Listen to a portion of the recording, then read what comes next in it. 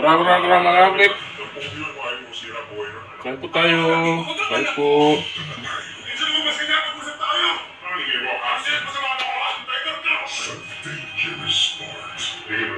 Ulang ko lang po. Galunggong.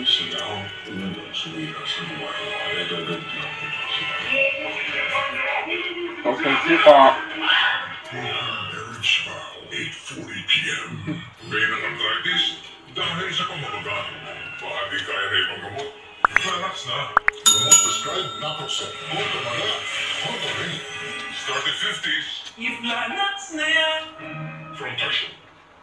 At age 50, dumadalas ang joint pain dahil sa pamamaga ng kasukasuan. Baka di kaya na ibang gamot. Relax na. Gamot prescribed naproxen. Magandang pain.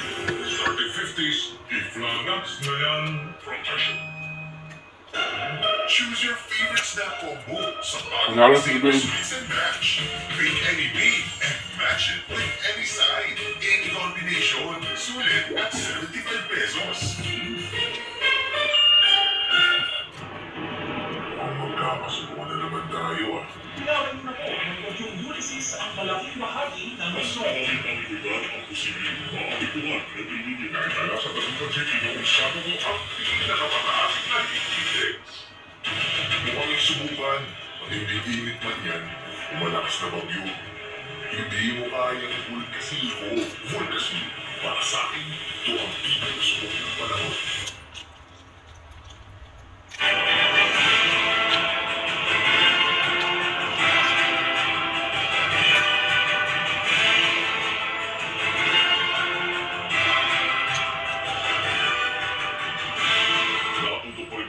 Special coverage ng ABS-CBN sa halalan 2022.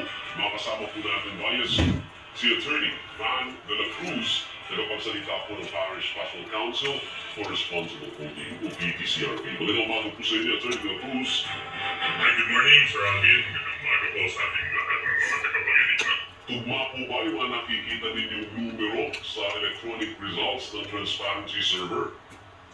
Opo, kung napapansin niyo po, Sir Alvin, yung PPCRB, we're not issuing any statements about the number kasi po yung pong numbers naman po na pinapakita ng ating mga media partners ng ABS-CBN ay tugma naman po, pareho naman po sa aming natatanggap. So wala namang question doon. Ano po ilang batch electronic results ang na-encode ninyo ngayon so far? As of mga alas 4 ng umaga, natanggap po namin ay resulta ng 1,100 physical copies ng election returns at patuloy pa rin po yung aming pagtanggap ng election returns. So, focus po namin ngayon ng PPCRB are to check on our volunteers who are still on the ground. Nagkuyatan, wala pa pong mga tulog, nagkaantay. Kaya ngayon yung mga supporter nila yung nagwala sa feeding sa ibang mga precincts. So sa inyong tansya, kailan matatapos yan? Yung kaya yung ginawa na. resulta ng halalan. Nasira rin siya din dyan. At kung ang pinag-uusapan po natin yung manual validation po ng PCRB, at kami po yan dito po sa ating command center. Ang patuloy po natin tatanggapin yung mga physical election returns na yan. We also want to understand na yung iba natin mga election returns nagagaling po sa malalayong ibang lugar ng ating bayan. Yung ating mga volunteers, kailangan pang sumakay ng ng ilog para pumadala. Dito po lahat yan sa UST tatanggapin yung physical election returns. So, kami po ay andito hanggang May 20 para po mag-encode into the manual validation. Maganda rin na tampakan talaga ng sobrang madami lamang kasi ang ating encoding manual, ang ating physical election returns. At na-resulta na po ba yung mga issue kaugnay po sa mga presintong tumanging ibigay yung kopya ng kanilang electronic results, pati po yung issue ng mga kanyang PCM, yung mga charge to experience na lang pa yun. Maghahabol. Mag-aantay nila yan, maganda na ganyan para kapag sa loob nito, pagkapin ng talagang wala na silang itas na rin. May habol pa din sa lamang yan. Dito sa report na nagpadala sa amin, ay na-resolve rin naman po, and patuloy rin naman po yung tutuhan at nagsarado rin naman po na maayos ng mga polling precincts. Pero ganun na nga po, Sir Alvin, we take note of this, we keep our data, we share this with COMELEC, and kung titignan din naman natin yung trend sa mga nakaraang taon ng ating automated election system, napakaraan na rin po natin karanasan ay pagkakundi naman po ng pabuti, yung Hindi. Okay. 13 million. Maraming salamat. Attorney. Ito mabili sila ng mga kwan. Buto. Ngayon. Wala na talaga. 1,000 pa lang eh. Itong babunin. Sa Coconut. At live mula sa Manila si Jervis Marangan. Jervis. Guys, magandang umaga tayo. Nagprotesta kanina ang ilang mga estudyante at organisasyon sa harap ng tanggapan ng Pomele dito sa Intramuros sa Maynila. Kinekwestiyon ng mga organisasyon ang lumalabas na resulta ng botohan. Mahigpit ang seguridad dito at maraming mga pulis na nagbabantay. Nagkaroon din ng tensyon ng subukan ng mga relihista na lumapit sa entrance o pasukan ng gusali. Kasama sa mga nagpunta dito ang ilang miyembro ng human rights groups, Gabriela at Anak Bayan. Karen. Alright, isang paglilinaw, Jervis, anong pinoprotesta nila? Ang resulta o Kaya ngayon siya, no? proseso? Buwansong. Sabi mo mga ganun na bibigyan. Hindi na nakatapos ng college. May duda sila kung saan yung naging resulta na naaalala ka Nagano sa Europe. Tabo. ng mga glitches kasama ni dyan yung BCM at kung sinasabi nila na masyadong mabilis na pagkatransmit ng mga boto, hindi pa ito tapos yung halalan sa ibang mga lugar ay pumapasok na yung resulta ng halalan. Karen. Alright, maraming salamat, Jervis Manangan. Tuloy-tuloy po ang canvassing of votes para sa mga natitirang barangay sa Surigao City. Inaasahang may puproklumara ngayong araw na ito ang nanalong kandidato. Mula sa Surigao City, nasa linya ng komunikasyon si Charmaine Awitan. Charmaine, good morning. Yes, kabayan, good morning. Patuloy na hinihintay ng City Board of Canvassers ang data mula sa natitirang barangay dito sa Surigao City. Hindi na nag-break ang City Board of Canvassers simula pa kahapon.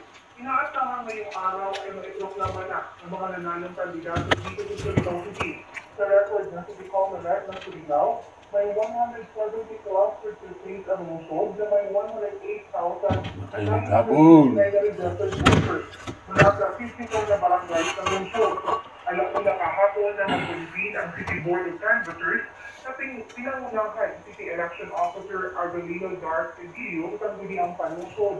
Kasama nito si City Prosecutor Adolfo Aure at DepEd City Schools Division Superintendent Karen Galanega. Samantala, formal nang ipinoklama ang Mundang Municipal Board of Canvassers pasado alas 6 ng umaga kanina ang mga nanalong opisyal sa Madrid Surigao del Sur. Nanalong alcalde ng bayan ay si Mayor Paulo Lopez na nakakuha ng 6,079 na boto habang si re-electionist Vice Mayor Tipoy Orquilla na nakakuha ng 6,217 na boto. Ipinoklama na rin ang mga nanalong sangguniang bayan members ng Madrid. Para sa halalan 2022, Charmaine Awitan. Maraming salamat, Charmaine Awitan. Magbabalik ang ating special coverage na halalan 2022. Ganun po ngayon.